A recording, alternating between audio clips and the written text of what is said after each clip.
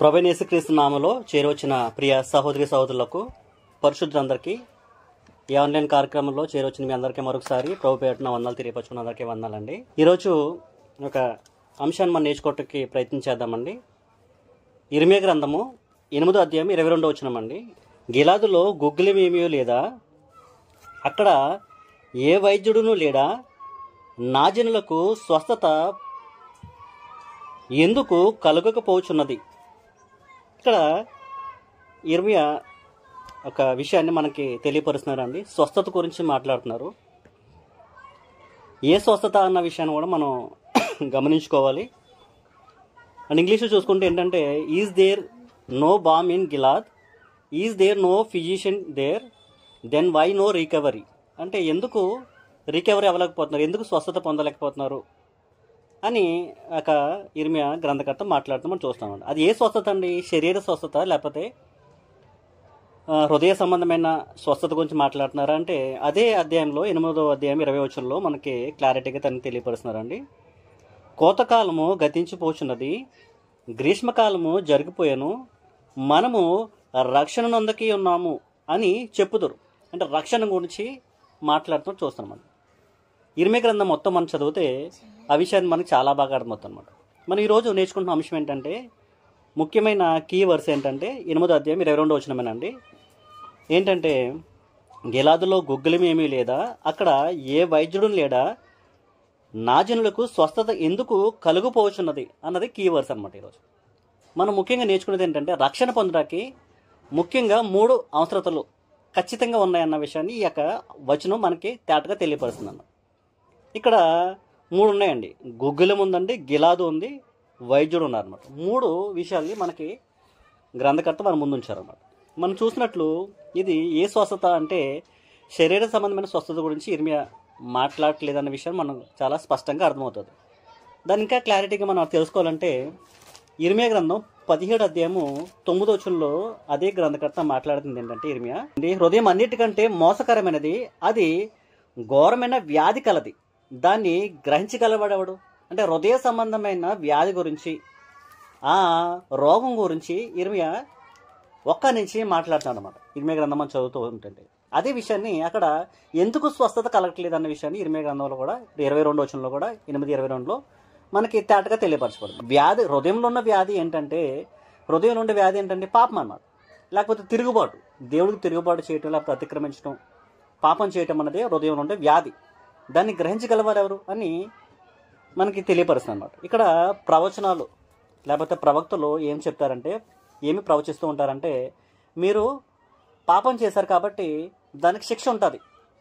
ఆ శిక్షకి అర్హులు కాకుండా ఉండాలంటే, ఆ శిక్షని తప్పించుకోవాలంటే మీరు మార్పు చెందాలని దేవుని బోరగా హెచ్చరికలుగా వారు ప్రవక్తలు ఆజ్ఞలు జారీ చేస్తూ మాట్లాడినట్లు మనం గ్రంథం చూస్తూ ఉంటాం. ప్రతి ప్రవక్త అదే విషయాన్ని మనకు తెలియపరుస్తాం.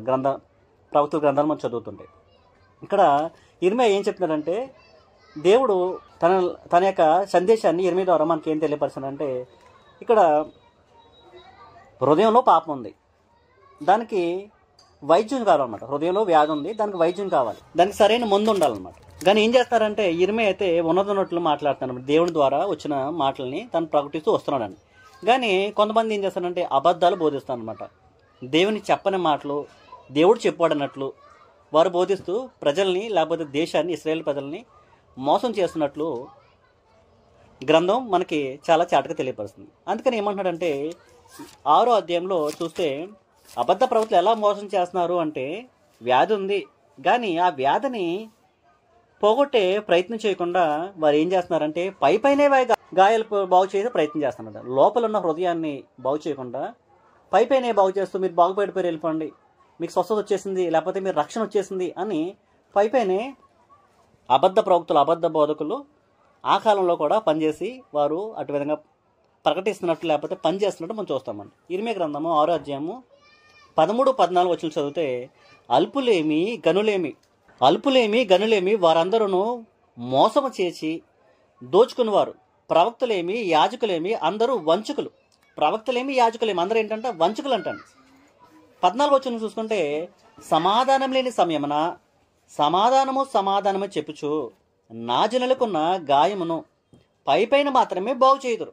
అంటే వారు ఏం చేస్తారంటే గాయాల్ని పైపైన మాత్రమే వారు బాగు చేస్తున్నట్లు, లోపల ఉన్న హృదయంలో ఉన్న వ్యాధిని, ఆ పాపాన్ని తీసివేసి నిజమైన రక్షణ సంకేతాన్ని వారికి ఇవ్వలేకపోతున్నట్లు మనం ఆ కాలంలో కూడా మనం గమనిస్తున్నాం.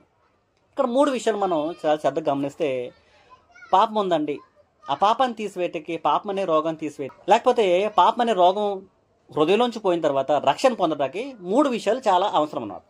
ఇక్కడ మనం అదే అధ్యాయంలో 8వ అధ్యాయము 22 వచనం చూసుకుంటే, అక్కడ గిలాదులో గుగ్గులమేమి లేదా, అక్కడ ఏ వైద్యుడు లేడా.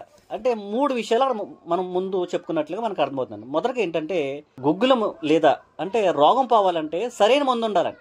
ఎవరికైనా శరీర సంబంధమైన ఏ రోగం వచ్చినా సరైన మందు పడితేనే కానీ, సరైన మందు, సరైన ప్రిస్క్రిప్షన్ ఉంటేనే కానీ, సరైన మెడిసిన్ ఉంటే కానీ ఆ రోగం పోదనమాట.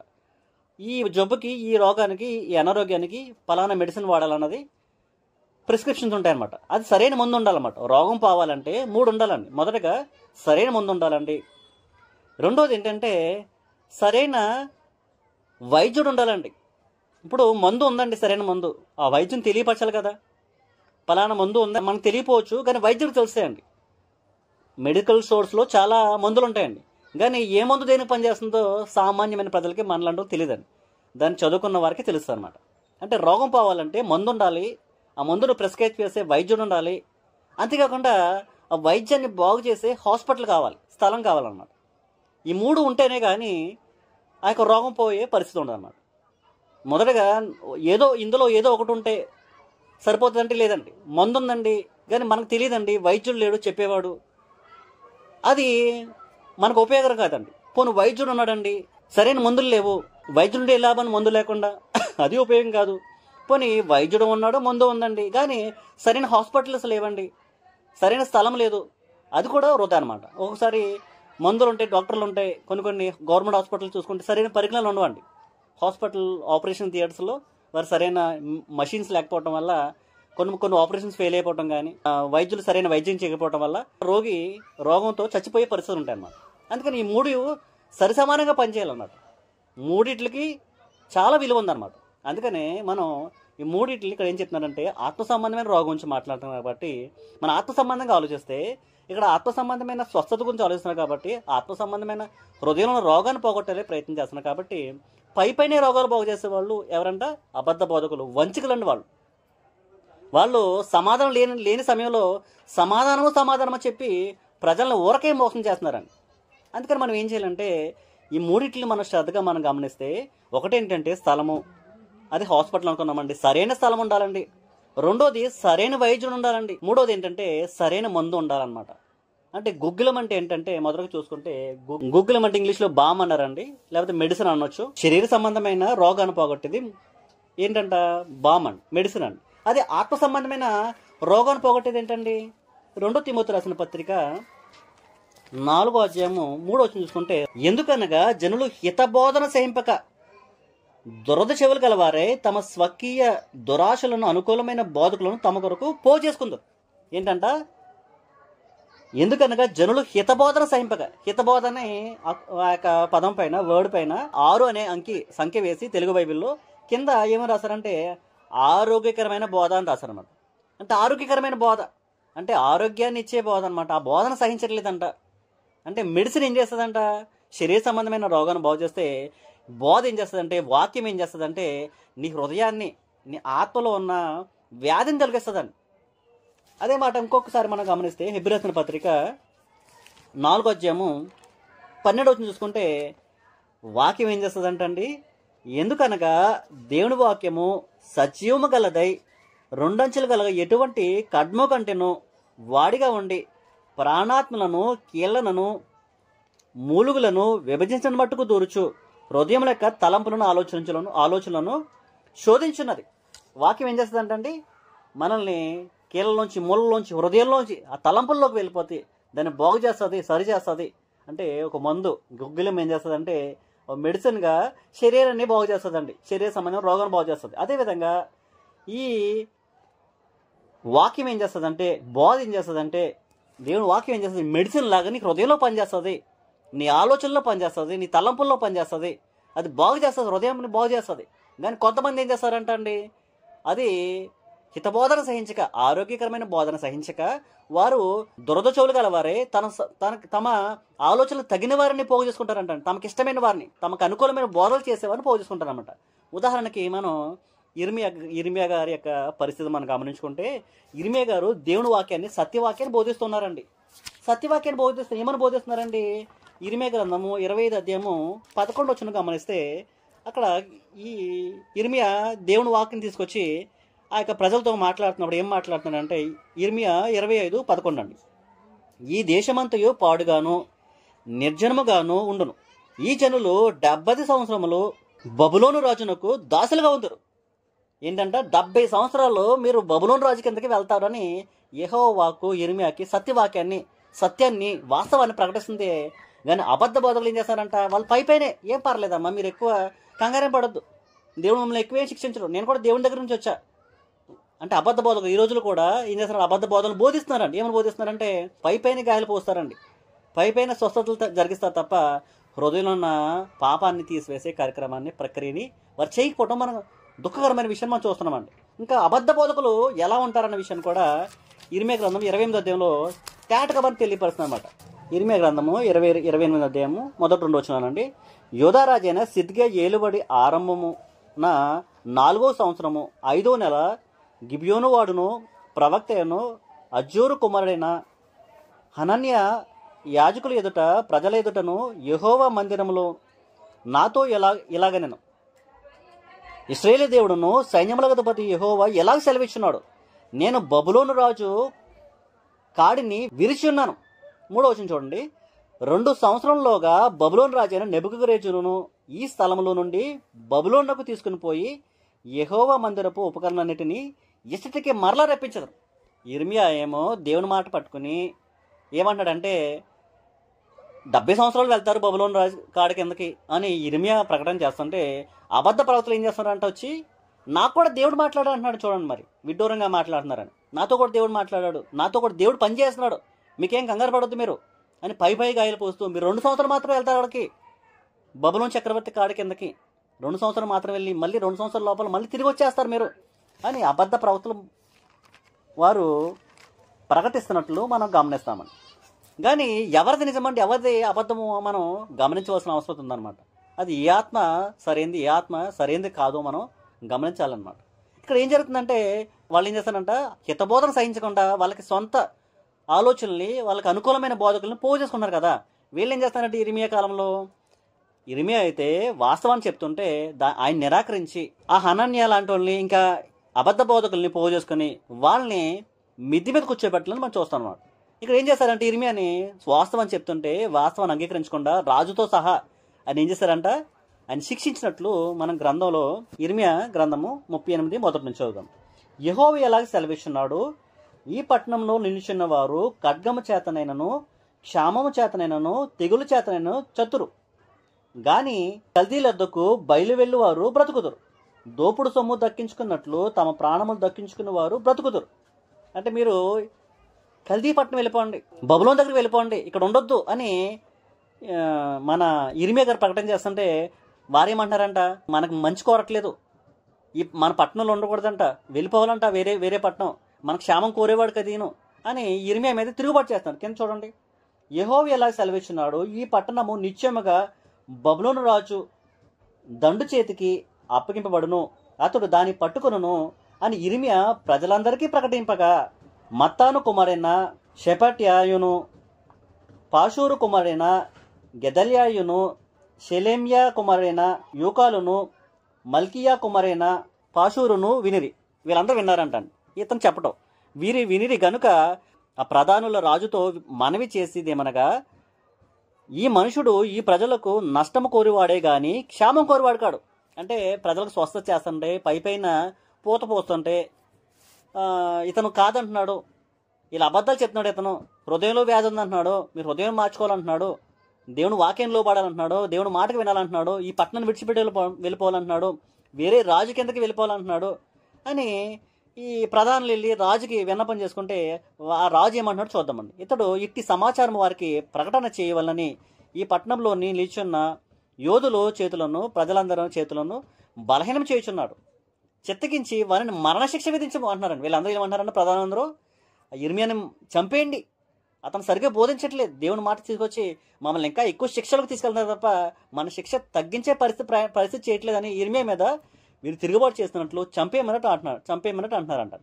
ఇంకా 5వ వచనం చూసుకుంటే, అందుకు రాజు అయిన సిద్కియా అతడు మీ వశంలో ఉన్నాడు, రాజు మీకు అడ్డం రాజాలడు అనగా వారు ఇర్మియాను పట్టుకొని కారాగార గృహంలో రాజకుమారుడుకు మిల్కయ్య గోతులోనికి దింపిరి. అందులోనికి ఇర్మియాను త్రాళ్ళుతో దింపినప్పుడు ఆ గోతిలో నీళ్లు లేవు, బురద మాత్రమే ఉండను.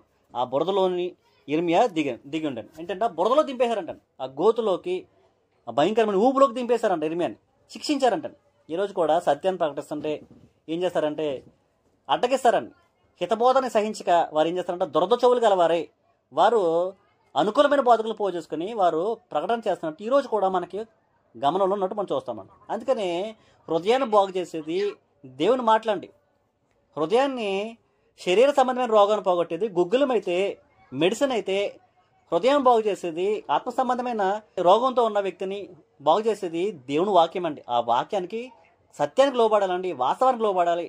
కానీ ప్రజలు దానికి లోబడకపోవడం దుఃఖకరమైన విషయం అన్నమాట. రెండోది చూసుకుంటే సరైన వైద్యం ఉండాలండి, సరైన ప్రిస్క్రిప్షన్ ఇచ్చే ఉండాలండి.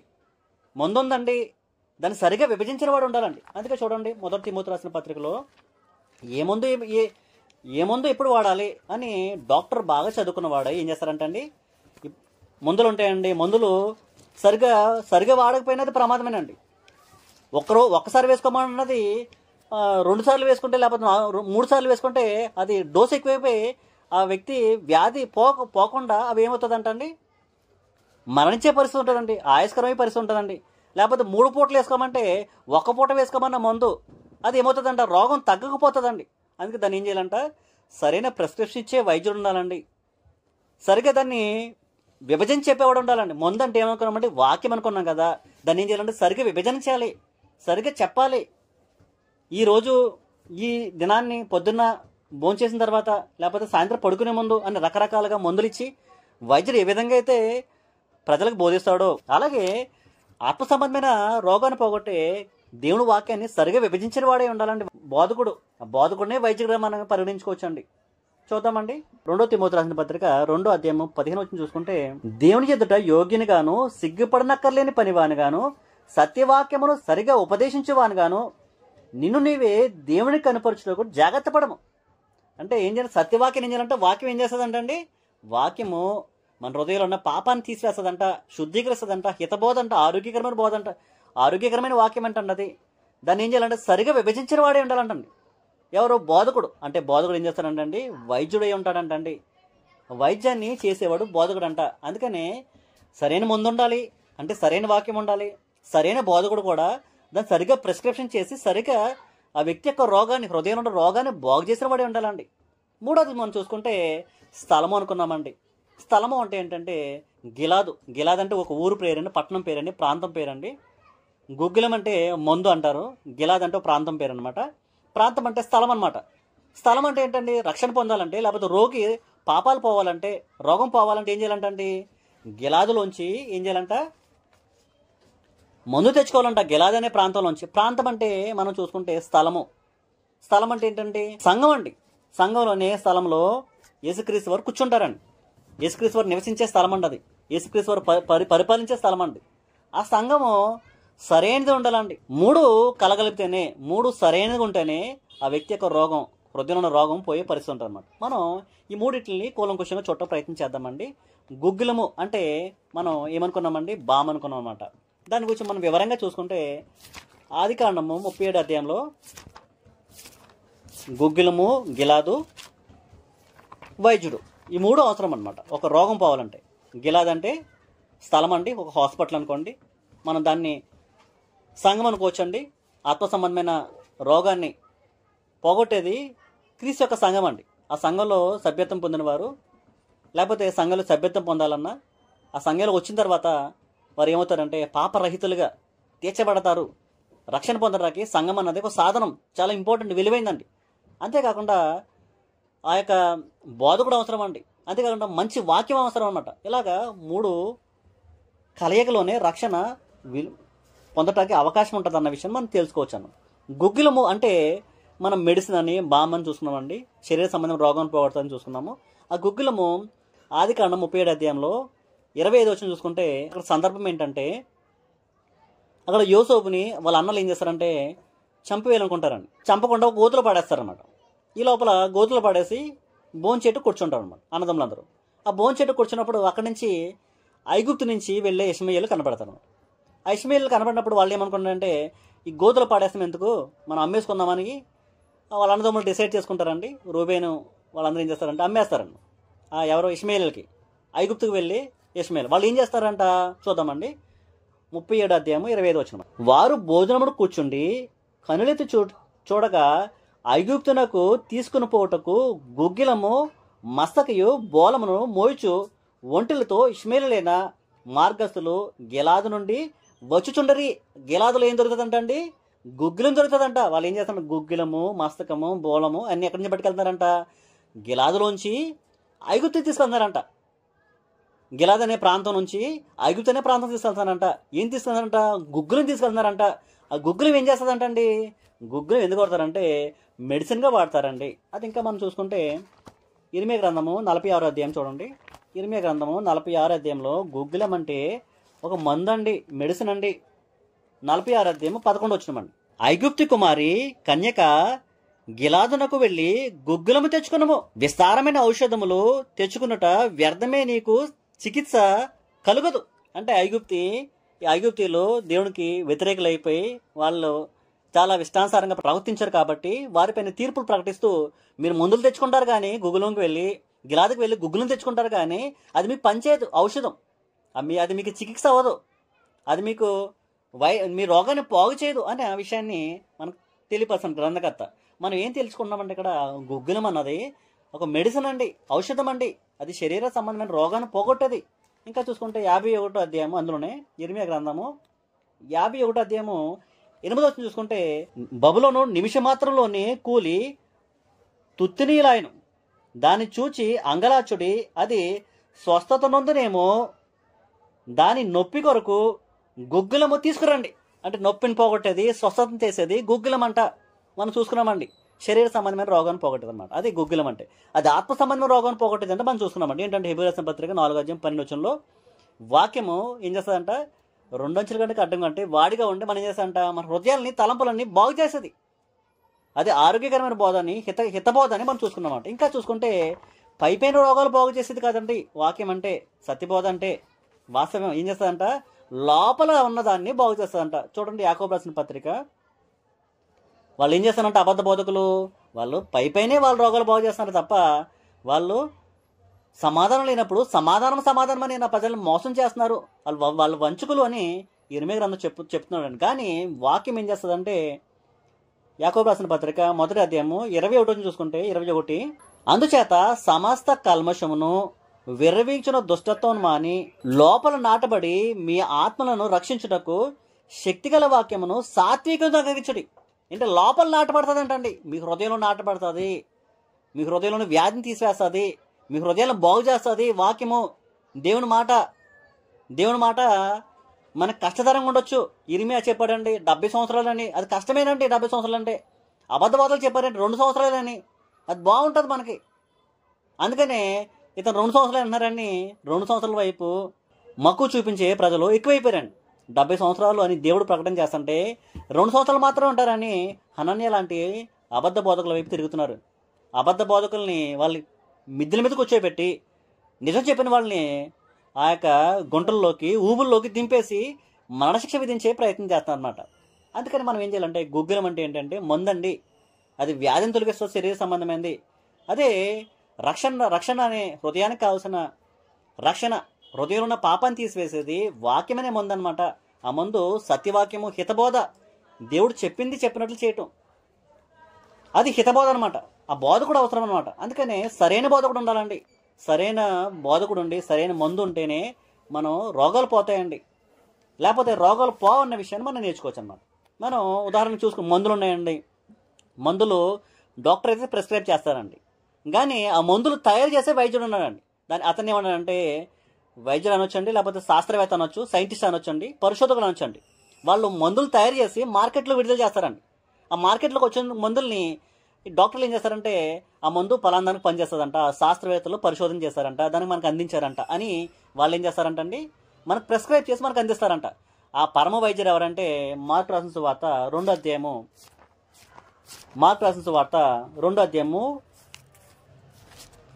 17వ వచనం చూసుకుంటే యేసుక్రీస్తు వారు ఆయన బోధల ద్వారా ఆయన తండ్రి దగ్గర నేర్చుకున్న బోధని భూమి తీసుకొచ్చి ఏం చేస్తారంట, వినిపిస్తారంట. 2వ అధ్యాయం 17వ వచనం అండి. యేసు ఆ మాట విని రోగులకే కానీ ఆరోగ్యకరం వారికి వైద్యుడు అక్కర్లేదు, నేను పాపులనే పిలవచ్చేదని కానీ నీతిమంతులను పిలవరాలేదని వారితో చెప్పాను. ఏంటంట, పాపులనే పిలవదాకా వచ్చాను, నీతిమంతులను పిలవదాకా రాలేదు.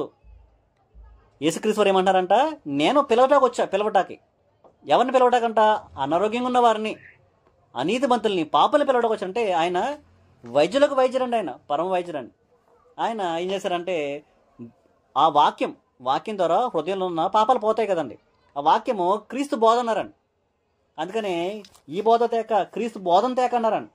యోహాను రాసిన 2వ పత్రికలో 9వ వచనం ఏమన్నారంటే, క్రీస్తు బోధ ఎంతో నిలిచి ఉండక, ఆ బోధ ఏదైతే శాస్త్రవేత్త అందించాడో ఆ బోధ, లేకపోతే ఆ మెడిసిన్ డాక్టర్ ఇవ్వకుండా వేరే మెడిసిన్ ఇవ్వకుండా పనిచేయదండి.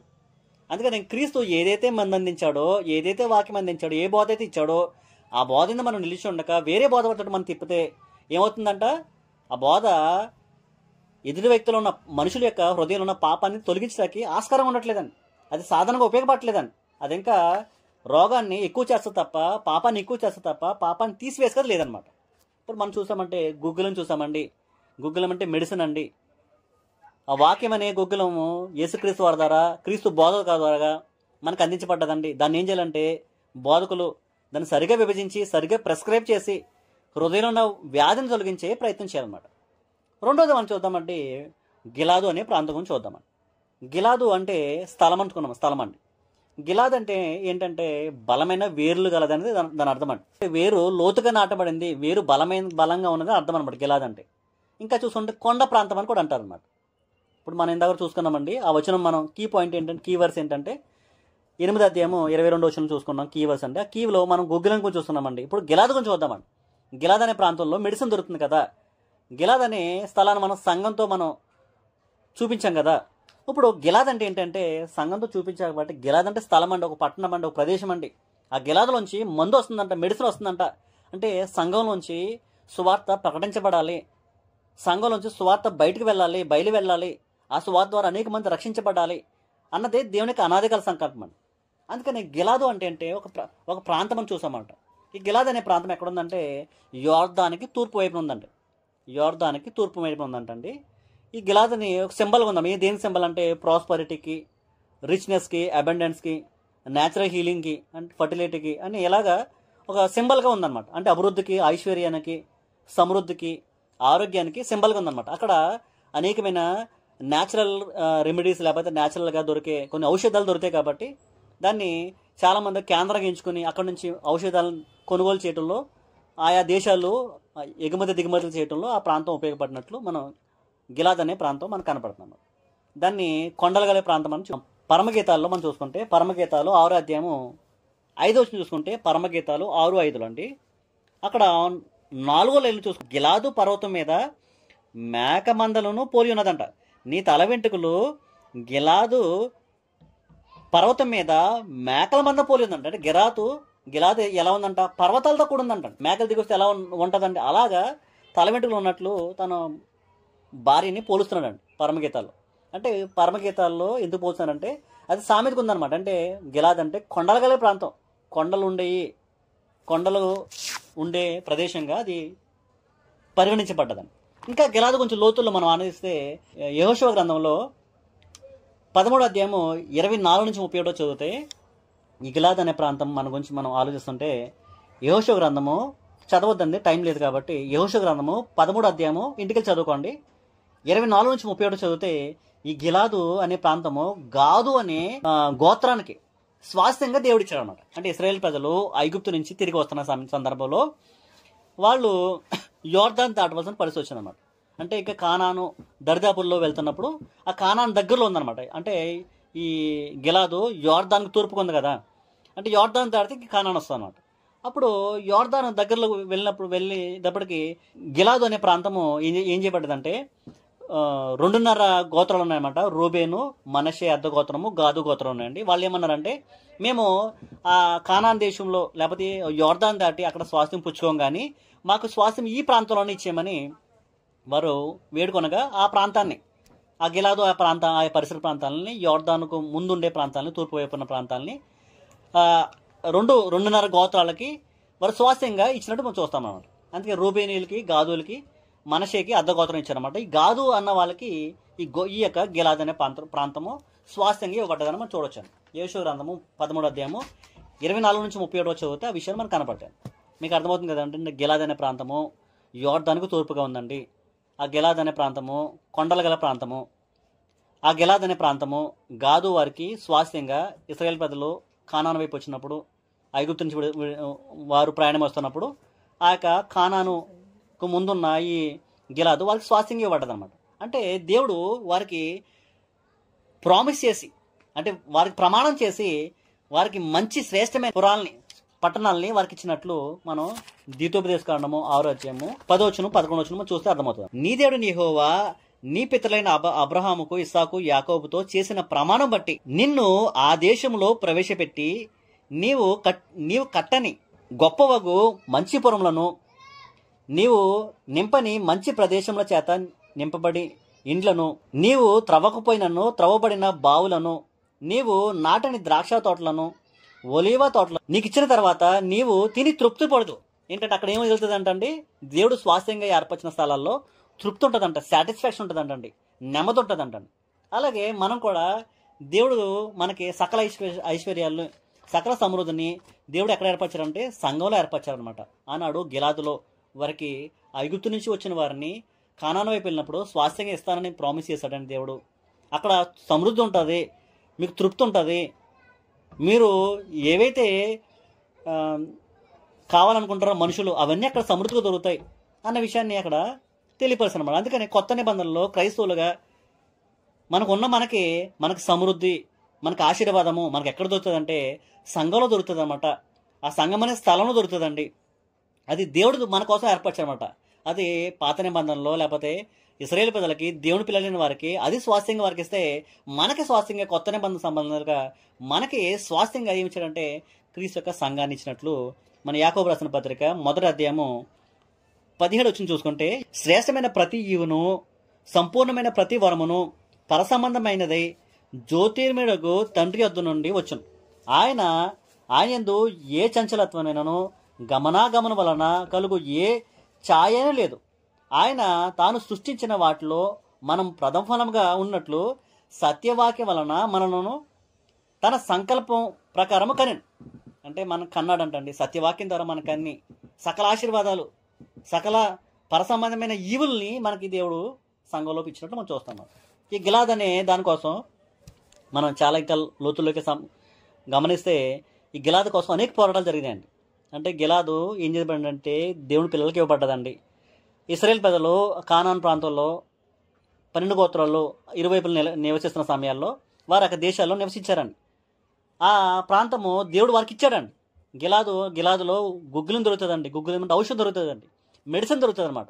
మనం కూడా ఇల్లు కట్టినప్పుడు మనం ఏం చేస్తామండి, ఇక్కడ ఇల్లు కట్టుకుంటాం అనుకోండి, ఏ పట్టణంలో ఇల్లు కట్టుకుంటున్నాం అనుకోండి, వాళ్ళు ముఖ్యంగా ఏం ఆలోచిస్తారంటే స్కూల్స్ దగ్గర ఉన్నాయా లేవా, లేకపోతే హాస్పిటల్స్ దగ్గర ఉన్నాయా లేవా అని మనం ముందు చూపు ఆలోచన కలిగి మనం ఉండే ప్రాంతాల్లో మనం ఇల్లులు కొనుక్కోవటం కానీ స్థలాలు కొనుక్కోవటం కానీ మనం చేస్తూ ఉంటాం అనమాట. అలాగే దేవుడు ఏం చేశాడంటే తన పిల్లల కోసం, నా ప్రజలు సమృద్ధి కలిగి సంతోషంగా ఆరోగ్యంగా నివసించాలని వారు ఏం చేశారంట గిలాద్ అనే ప్రాంతం వారికి స్వాస్థ్యంగా ఇచ్చినట్లు మనం గమనిస్తాం. మనం కూడా సంతోషంగా ఆరోగ్యంగా నెమ్మది కలిగి ఉండటకు దేవుడు ఏం చేశారంటండి సంఘం అనే ప్రాంతాన్ని ఇచ్చారనమాట. ఈ గిలాదు కోసం అనేక పోరాటాలు జరిగాయనమాట. ఏం జరిగిందంటే గిలాదుని దేవుడు ఇశ్రాయేల్ ప్రజలకి స్వాస్థ్యంగా ఇస్తే ఆ గిలాదుని వారు ఏం చేశారంట చాలామంది ఆక్రమించుకున్నారండి. గిలాదుని రామోద్గిలాదు అని కూడా యోషువ గ్రంథము 20వ అధ్యాయం 8వ వచనంలో మనం గమనించాం. ఇది రామోద్గిలాదు అని కూడా పిలవబడ్డది అన్నమాట. అదేవిధంగా ఈ యొక్క గిలాదుని సిరియానులు వారు వశం చేసుకున్నట్లు, వారు ఆక్రమించుకున్నట్లు చూస్తాం అన్నమాట. ఈ సిరియాని చేతుల్లోంచి ఆహాబు దాన్ని విడిపించాలని ప్రయత్నం చేశారండి. మొదటి రాజుల గ్రంథము 22 అధ్యాయము 1-36 వరకు చదుదాం అనుకోండి. ఆహాజు ఏం చేశారంటండి, ఆ సిరియన్ చేతుల్లోంచి ఈ గిలాదుని విడిపించాలని ప్రయత్నం చేశారని, కానీ ఆయన వల్ల కాలేదని. ఆ సిరియాని విడిపించే ప్రయత్నంలో యుద్ధంలో ఏమైందంటే ఆహాజు చనిపోతాడని. తర్వాత యెహోరామ్ అనే ఒక రాజు, ఇశ్రాయేల్ రాజు నిలబడి ఆ యొక్క గిలాదుని గెలుస్తాడండి. ఆ గెలిచిన తర్వాత యెహూ అనే వ్యక్తిని ఆ దేశం మీద లేకపోతే ఇశ్రాయేల్ ప్రాంతం పైన రాజుగా నిర్మిస్తారన్నమాట. అది 2 రాజుల గ్రంథము 9 అధ్యాయము 1-16 వచనం చదివితే మనకు కనపడతాను. ఇలాగా తర్వాత మళ్ళీ ఏం చేశారంటే ఈ గిలాదుని అషూరు రాజు తిగ్లత్ పిలేసేరు అనే ఒక అషూరు రాజు వచ్చి ఇది నాది అంటున్నాడు అని ఎత్తుకుపోయాడు అంటాను. 2 రాజుల గ్రంథము 15 అధ్యాయము 29 వచనం చూసుకుంటే ఇది నాది అని దాన్ని ఎత్తుకుపోయాడు అనమాట. దేవుడు ఏమంటున్నాడంటే గిలాదుని నేను మీకు ఇచ్చాను, ఇశ్రాయేల్ ప్రజలకు మీకు ఇచ్చాను, కానీ దాన్ని అన్ని జనులు ఎత్తుకుపోయారు, అన్ని జనులు ఎత్తుకుపోయి వారి వశం చేస్తున్నారు, కానీ నేను మీరు మరలా మీకు అప్పగిస్తాను, అది మరలా మీకు ఇస్తాను, దాన్ని మీకు మరలా మీకు తిరిగిస్తానని జకర్యా గ్రంథము 10 అధ్యాయము 10 వచనంలో చూస్తే మనకు కనబడుతుంది. ఏమంటున్నాడంటే దేవుడు మీకు ఇచ్చిన స్వాస్థ్యము వేరే వాళ్ళు ఎత్తుకుపోయారు కదా, అనేక పోరాటాలు దాని మీద జరిగినాయి కదా, అది ఇప్పటికీ అషూరు చేతిలో ఉంది కదా, నేను మరలా మీకు దాని స్వాస్థ్యంగా మీకు ఇస్తా అని ఏమంటున్నాడంటే జకర్యా గ్రంథము 10 అధ్యాయము 10 చూసుకుంటే ఐగుప్తు దేశంలో నుండి వారిని మరలా రప్పించి అషూరు దేశంలో నుండి సమకూర్చి ఎక్కడనో చోటు చాలనంత విస్తారముగా గిలాదు దేశంలోనికి లెబనాను దేశంలోనికి వారిని తోడుకుని వచ్చేదాం. అంటే ఏమంటున్నాడంట మరలా తీసుకొస్తా వారిని. ఇశ్రాయేల్ ప్రజలు ఆయా దేశాలకు చెదిరిపోయారండి. ఆ గిలాదు ప్రాంతాన్ని అషూరు రాజు 2 రాజుల గ్రంథం 15 అధ్యాయం 29 వచనంలో తన చేజిక్కించుకున్నాడండి. దేవుడు తన ప్రజలకి ఆరోగ్యం కలగజేయాలని గిలాదు అనే ప్రాంతాన్ని ఇశ్రాయేల్ ప్రజలకు ఇస్తే దాన్ని ఏం చేశారంటే వేరే అన్యపు రాజులు వచ్చి వేరే దేశపు రాజులు వచ్చి దాన్ని ఎత్తుకుపోతే దేవుడు ఏమంటున్నాడంటే దానికి వాళ్ళకి ఎష్యూరెన్స్ చేస్తున్నాడు. ఎష్యూరెన్స్ ఏమంటున్నాడని నేను మరలా మీకు ఇస్తా ఆ దేశాన్ని, ఆ దేశంలో మీకు చాలానంత విస్తారంగా మీకు ఇస్తా అని ఒక ప్రవచనాన్ని ఆ యొక్క జకర్యా గ్రంథంలో తెలియపరుస్తాను అనమాట. మరలా ఇస్తానంటే దాన్ని ఏమన్నారంటే సంఘంగా మీకు ఇస్తా అంటున్నాడు అనమాట. జకర్యా గ్రంథము మనం చాలా జాగ్రత్తగా గమనిస్తే జకర్యా గ్రంథము ఇంచుమించు దర్యావేష కాలంలో రాయబడ్డదండి. జకర్యా గ్రంథం 1వ అధ్యాయము నుంచి 6వ అధ్యాయం వరకు అక్కడ ఏం రాయబడ్డదంటే దర్యావేష కాలంలో యెరూషలేము అదేవిధంగా యెరూషలేము మందిరము పునర్నిర్మాణ జరుగుతున్న కాలంలో ఈ జకర్యా గ్రంథం రాయబడ్డది అనమాట. 1 నుంచి 6 అధ్యాయాలు మనం గమనిస్తే జకర్యా గ్రంథం యొక్క ఇంట్రొడక్షన్ అండి. అది తెలిస్తే మీకు 10వ అధ్యాయము 10వ వచనం మీకు అర్థమవుతుంది. మీకు ఎందుకు ఇలా చెప్తున్నానంటే గిలాద్ అనే దాన్ని సంఘంతో ఇలా పోల్చేశారయ్యా అని మీరు అడగొచ్చండి. అంటే గిలాద్ అనే సంఘంతో పోల్చారనే సందర్భం ఎక్కడ లేదు కదా. మీరు గిలాద్ అనే సంఘంతో పోల్చడానికి తప్పుగా మాట్లాడారు అని అనుకోవచ్చు, కానీ ఇది నా ఉద్దేశం అండి. మీరు కూడా పరిశీలన చేస్తే ఒకవేళ మీకు ఇది నా తప్పు అని మీకు అనిపిస్తే నాకు కరెక్ట్ చేయొచ్చండి. కానీ ఇక్కడ జకర్యా గ్రంథం చాలా జాగ్రత్తగా గమనిస్తే అక్కడ ఏమని రాయబడ్డదంటే మొదటి 6 అధ్యాయాల్లో మనం గమనిస్తే మందిరం యొక్క పునరుద్ధరణ జరుగుతుంది, అవి బాగా కట్టబడాలి అని యెరూషలేము మందిరం గురించి మాట్లాడతాడండి. 7 నుంచి 8 అధ్యాయాలు 7, 8 అధ్యాయాలు చూసుకుంటే అక్కడ ఇశ్రాయేల్ యొక్క అతిక్రమం గురించి మాట్లాడతారన్నమాట. ఇశ్రాయేల్ యొక్క వేషధారణ గురించి, వాళ్ళ దేవుడు వాళ్ళ జీవితంలో ఎన్ని మేలు చేసినా, వాళ్ళు ఎన్నిసార్లు తిరిగి రప్పించినా వాళ్ళు తిరుగుబాటుతనంగానే ఉన్నారు తప్ప వాళ్ళు మార్పు లేని స్థితిలో ఉన్నారు. అందుకని వాళ్ళు తిరుగుబాటు గురించి మాట్లాడతారన్నమాట 7వ అధ్యాయం 8వ అధ్యాయంలో. అదేవిధంగా 9 నుంచి 14 వరకు చూసుకుంటే అక్కడ మీరు తిరుగుబాటు చేశారు కదా, మీరు దేవుడి మీద తిరుగుబాటు చేశారు కాబట్టి మిమ్మల్ని దేవుడు తృణీకరించి మీ మధ్యకి మీరుండే స్థలానికి అన్యుల్ని తీసుకొస్తా అని 8వ అధ్యాయం 23 వచ్చి చూంటే సంఘం గురించి ప్రవచనం ఉన్నాయండి. యేసుక్రీస్తు గురించి ప్రవచనం ఉన్నాయండి. అక్కడ 8వ అధ్యాయము 23 వచనమండి. సైన్యముల అధిపతి యెహోవా సెలవిచ్చింది ఏమనగా ఆ దినములలో ఆయా భాషలు మాట్లాడు జనులలో 10 మంది యొక్క యూదుని చంపకొట్టి దేవుడు మీకు తోడుగా ఉన్నాడను సంగతి మీకు వినబడినది గనుక మేము మీతో కూడా ఒత్తుమని చెప్పదు. అంటే యూదులు చంపకొట్టి అన్యులు వస్తారంటండి. ఎక్కడికి వస్తారంట? సంఘంలోకి వస్తారంట అన్న ప్రవచనాన్ని ఎత్తి చూపిస్తాను అనమాట. ఇంకా చాలా విషయాలు ఉన్నాయండి, చెప్పడానికి సమయం లేదు కాబట్టి మీరు ఇంటిగా చదువుకోండి, రెఫరెన్స్లు ఇస్తున్నానండి.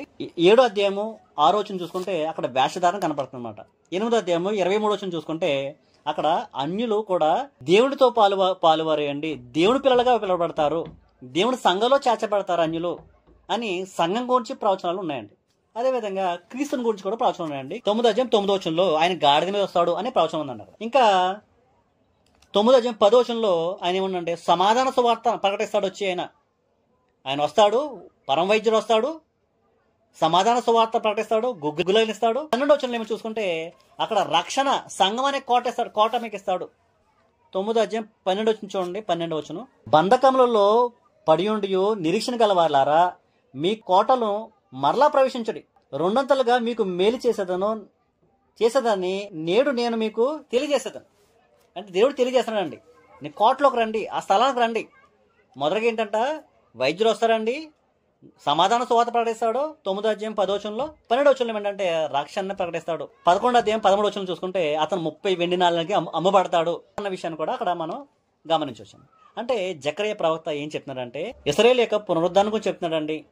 కానీ వాళ్ళు ఎంత చెప్పినా వారికి తిరుగుబాటు చేస్తూ ఉంటారండి. వారి తిరుగుబాటుని బట్టి దేవుడు ఒక స్థలాన్ని ఏర్పరుస్తాడు, ఆయన కుమారుడిని పంపిస్తాడు, ఆయన కుమారుడు ద్వారా ఒక స్థలాన్ని ఏర్పరుస్తాడు.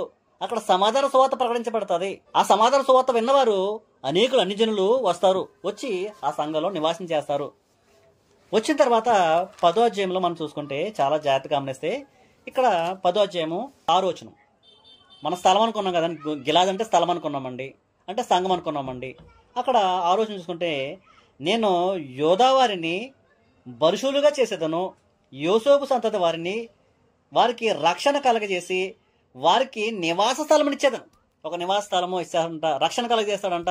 రక్షణ అనేది ఈ ప్రవచన గ్రంథం అన్నది ఇది సంఘం గురించి క్రీస్తుని గురించి ప్రవచిస్తారండి.